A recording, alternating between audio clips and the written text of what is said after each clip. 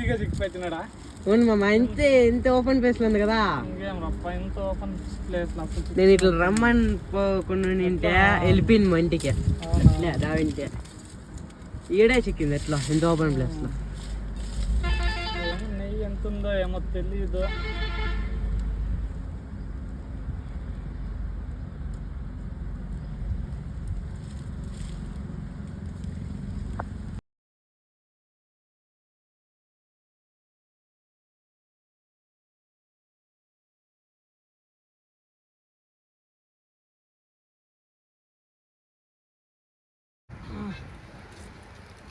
Finally 5వది వచ్చా. సూపర్గా ఉంది, ఫ్రెష్గా ఉంది ఫ్రెష్గా.